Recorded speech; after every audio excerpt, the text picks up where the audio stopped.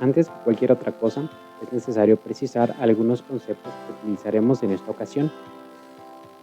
En primer lugar, definiremos a qué nos referimos cuando decimos alta teología. Podemos dividir al concepto teológico en tres niveles principales. El primero sería el nivel primario, que consta de los dichos, la obra y la vida de Jesucristo plasmada en los evangelios. El segundo sería la teología intermedia, cuyo material está formado por la vida, obra y dichos de la primera generación de creyentes en Jesucristo, los apóstoles, entre los cuales sobresale el trabajo de Pablo de Tarso.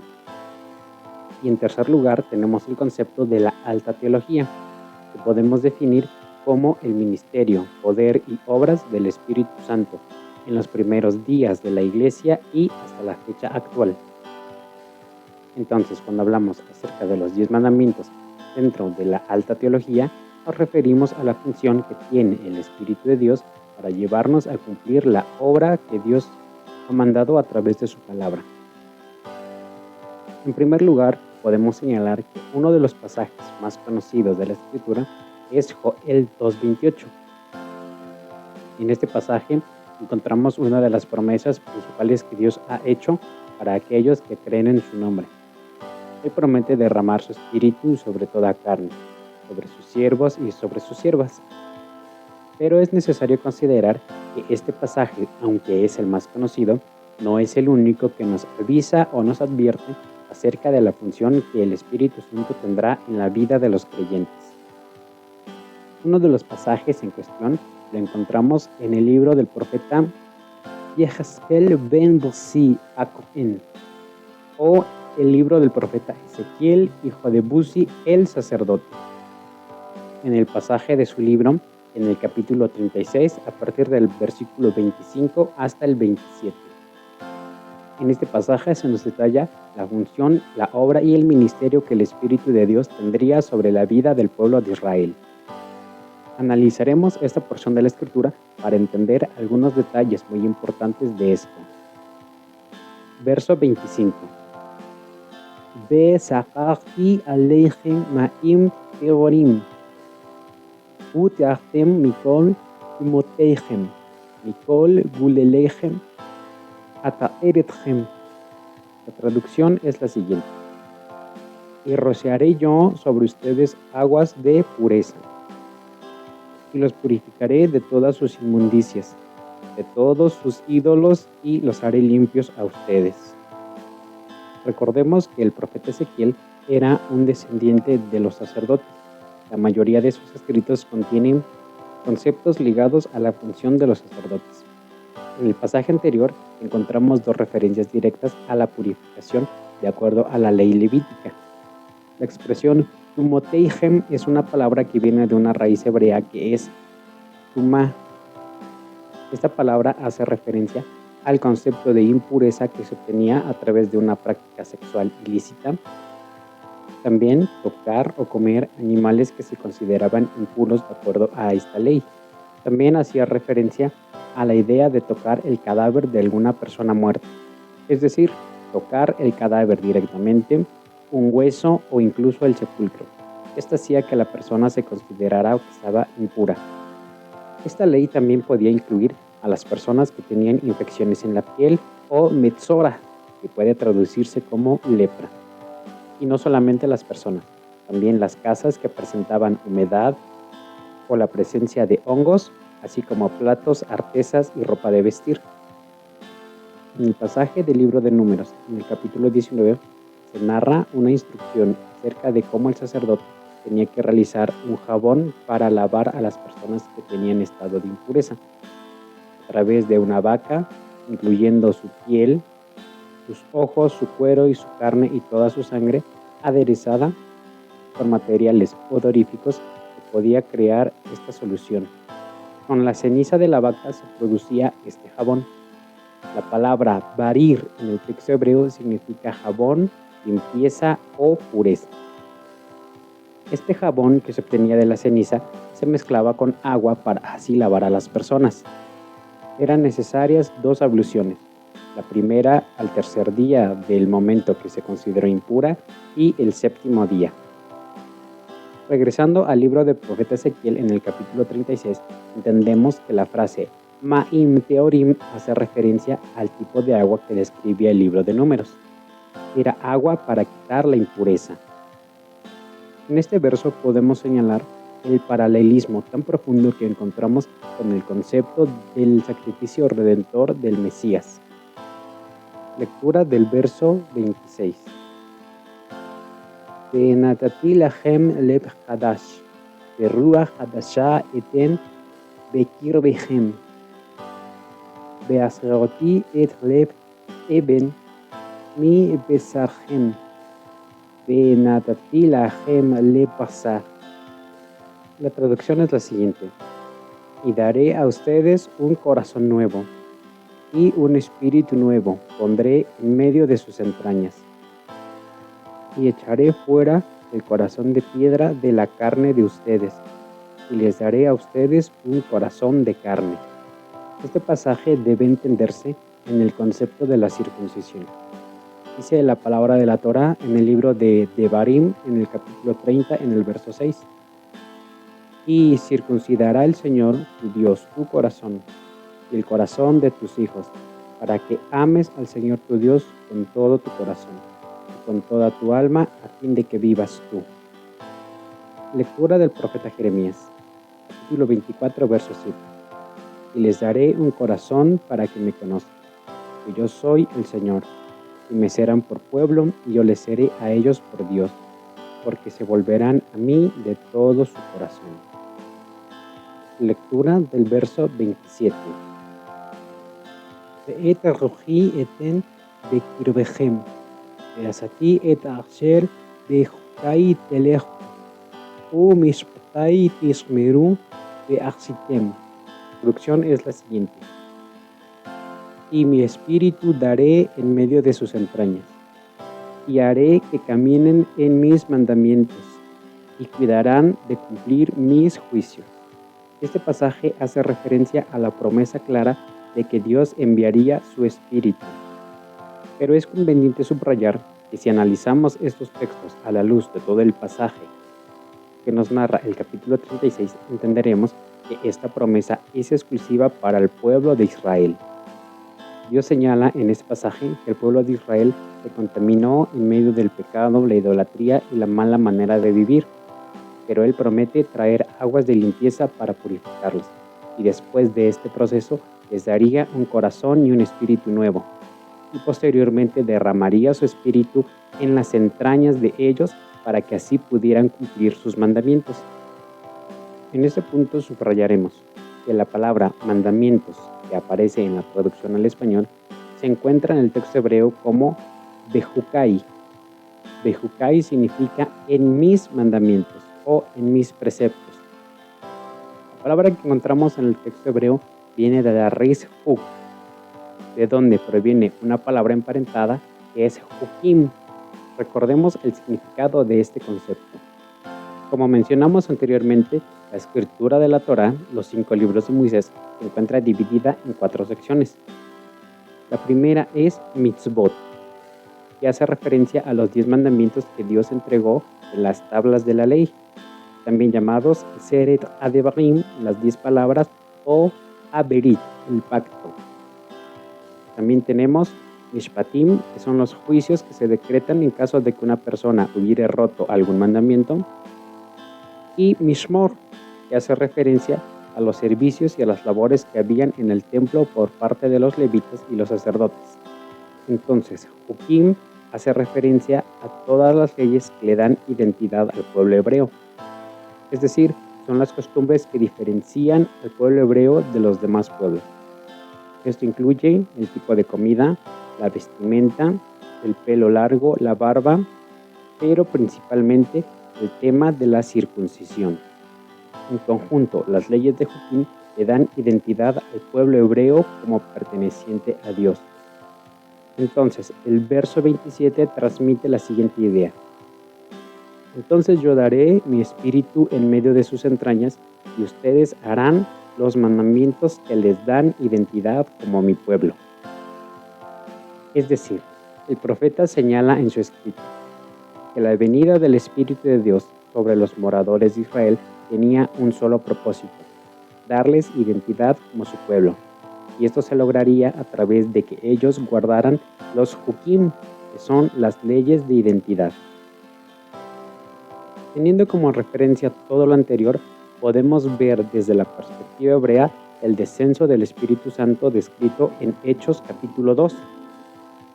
Este pasaje nos narra que después de la última celebración de Pesaj, o la Pascua, en donde Jesús fue muerto, crucificado, pero resucitó, habían transcurrido 49 días. Esta fecha se conoce como la fiesta de Shavuot o la fiesta de las 7 semanas. Reconociendo el trasfondo histórico de estas celebraciones, podemos remontarnos al libro del Éxodo. El día que el Eterno sacó a las huestes de Israel de Egipto, se celebró la primera Pascua. 50 días después, el pueblo se encontraba ya a las faldas del monte de Horeb, donde el Eterno entregó su bendita Torá. Y esta fue la manera en la que Dios le dio identidad al pueblo de Israel como su posesión. Entonces, la fiesta de Shavuot o la fiesta de las semanas representaba que el pueblo de Israel volvía a recibir la palabra de Dios. Esta fiesta está descrita en el libro de los Hechos como Pentecostés. Pentecostés es una palabra griega que significa 50 días. Muchos teólogos coinciden en formular la idea que durante el día de Shavuot o Pentecostés se creó el nacimiento de la primera iglesia. Pero desde la perspectiva hebrea, esto no es del todo correcto. Si consideramos la promesa que aparece en el libro del profeta Ezequiel, en el verso 27 del capítulo 36, entenderemos que la venida del Espíritu de Dios era para darle identidad al pueblo de Israel a través de las Hukim. En ese punto conviene recordar que el pueblo de Israel se encontraba viviendo ya en el exilio. Desde el año 720, cuando fue la primera invasión y el pueblo de Israel fue llevado cautivo a Asiria, y después en el 585 la nación de Judá fue llevada también al exilio por los babilonios, hasta la fecha del día de Pentecostés, el pueblo todavía seguía viviendo exiliado de su nación. El verso 4 de Hechos 2 dice que cuando el Espíritu vino, todos fueron llenos y comenzaron a hablar en otras lenguas, de acuerdo a cómo el Espíritu les enseñaba. La lectura también nos enseña que moraban en Jerusalén en aquellos días varones judíos piadosos de todos los rincones del mundo. La impresión de ellos era que estos judíos galileos que se encontraban en el aposento alto, de repente hablaban y glorificaban el nombre de Dios en la lengua donde ellos habían nacido. Y se da con detalle los lugares de donde ellos venían. Es incluso muy fácil ubicarlos en un mapa. De la región que se consideraba como parte del imperio de Mesopotamia, había hombres que venían de la ciudad de Partos, de Media y Elamitas.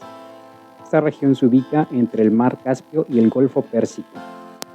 El idioma que ellos hablaban era una variante muy antigua del persa. De la región asiria se menciona Capadocia, Ponto y Asia, también incluida Judea. Esta región utilizaba un lenguaje arameo siríaco. En la región del mar tenemos a Frigia y Panfilia. Las personas de esta región eran de habla griega. Habían personas que hablaban egipcio y algunas venían de la región de África. El texto también menciona que había judíos que hablaban latín, el idioma del Imperio Romano. Había también cretenses que hablaban griego y árabes que hablaban el idioma árabe. De acuerdo al texto que encontramos en Hechos 2, debemos deducir que todas las personas que se encuentran en esta escena pertenecen al pueblo hebreo, es decir, todos eran judíos.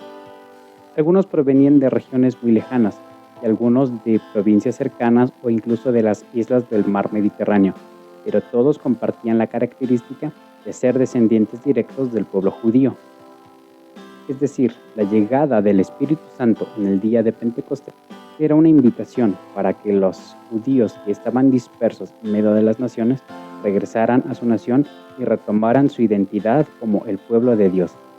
El Espíritu venía a traerles el concepto de Jukim, o las leyes de identidad.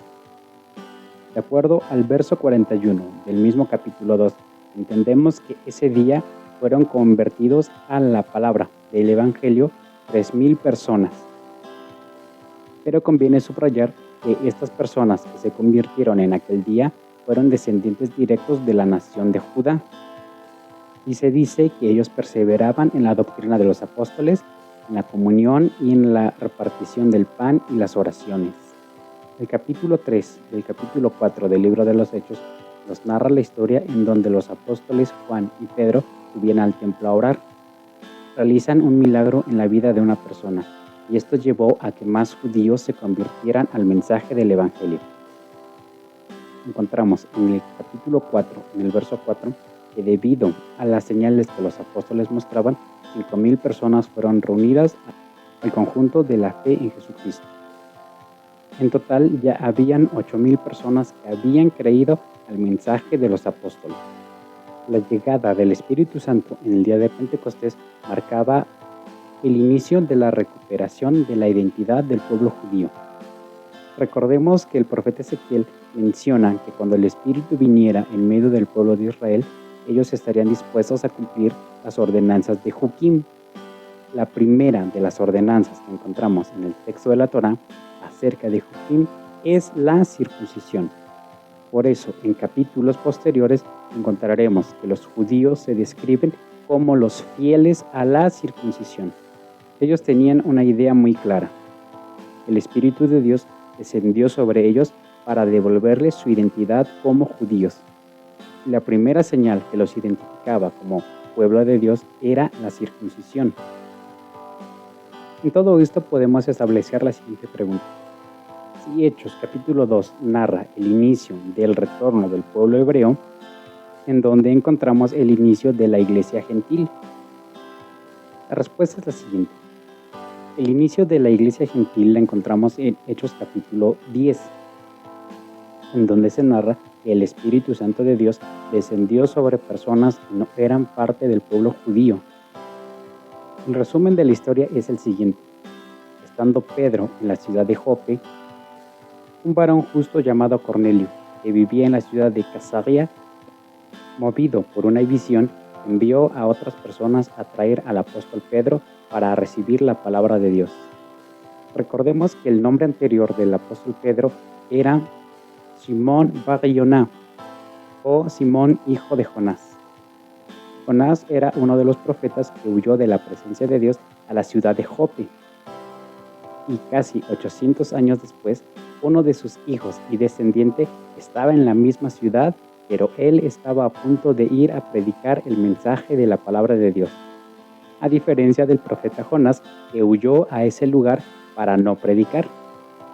La historia narra que mientras el apóstol Pedro se encontraba predicando el mensaje de la salvación que hay en Jesucristo, el Espíritu Santo repentinamente descendió sobre todas las personas no judías que escuchaban este mensaje. El verso 45 señala que los fieles a la circuncisión que habían venido con Pedro se asustaron al ver que el Espíritu Santo también se derramaba sobre los gentiles. La evidencia era clara. Los escuchaban hablar en otros idiomas y glorificaban el nombre de Dios. Con el tiempo, el concepto de fieles a la circuncisión pasó a tener un significado negativo. Pero es necesario reconocer que para el pueblo judío la llegada del Espíritu Santo los hacía volverse fieles a la circuncisión, porque este era uno de los mandamientos encontrados en el compendio de Jukim, el cual habló el profeta Ezequiel. Esta era la marca de su identidad, por lo que al ver que el Espíritu Santo también descendía sobre los gentiles, les causaba una gran conmoción. Surgía una pregunta importante. El Espíritu Santo a ellos los instaba a guardar las ordenanzas de Jukim, ¿qué harían con los nuevos conversos? ¿Los obligarían también a entrar a los pactos como la circuncisión? Tenemos que llegar hasta el capítulo 15 del libro de los Hechos, hasta el año 50, en donde se realiza el primer concilio de Jerusalén. En este concilio se discutía acerca de qué tenían que hacer con los nuevos conversos, a los cuales el Espíritu Santo también había bautizado. Por un lado, los fariseos que se habían convertido al mensaje de la salvación de Jesús decían que era necesario circuncidarlos y que guardasen toda la ley. Pero los apóstoles, encabezados por Pedro, Juan y Santiago, determinaron que ellos solamente tenían que cumplir algunos pequeños requisitos. La lectura del verso 8 en adelante es la siguiente. Y Dios, que conoce los corazones, les dio testimonio, dándoles el Espíritu Santo también a ellos como a nosotros. Y ninguna diferencia hizo entre nosotros y ellos, purificando con la fe sus corazones. Ahora pues, ¿por qué tentáis a Dios poniendo sobre la cabeza de ellos un yugo que ni siquiera ustedes ni sus padres pueden llevar? Recorremos la historia hasta el año 58. Pablo de Tarso escribiría una de sus cartas más emblemáticas, la carta a los romanos. En el capítulo 11, él da una disertación acerca de lo que es el pueblo de los gentiles para Dios. A partir del verso 1 al verso 4, Pablo señala que Dios no se ha olvidado de su pueblo, sino dice que él apartó a 7,000 personas que habían elegido seguir su camino. Esto nos recuerda a lo que leemos en el libro de los Hechos. En la primera predicación de Pedro, 3,000 personas de los judíos recibieron el mensaje de la salvación. Y posteriormente, en el capítulo 4, 5,000 personas recibieron el mismo mensaje y aceptaron la fe en Jesús. Acerca de estas personas habla Pablo de Tarso en su carta a los romanos. Y en el mismo pasaje, Pablo señala que los gentiles entraron por adopción a través del bautismo en el Espíritu Santo y fueron injertados como ramas en el olivo natural. A manera de resumen, podemos entender que la llegada del Espíritu Santo de Dios en el día de Pentecostés fue primeramente a los judíos, para hacerlos retornar a su pueblo y darles las leyes de su identidad, la principal de las cuales es la circuncisión. Y en segundo lugar, los gentiles fueron adoptados por el mismo Espíritu, pero, de acuerdo al concilio del año 50, tenían menos cargas respecto de la ley. Con todo lo anterior, podríamos hacer una analogía. El pueblo de Israel es el primogénito, el hijo mayor, y como hijo mayor le corresponde una doble porción de la herencia. Ellos tienen que guardar las 613 mitzvot o mandamientos que encontramos en la Torá. Unas de ellas, las de Jukim, les dan su identidad como parte del pueblo de Dios.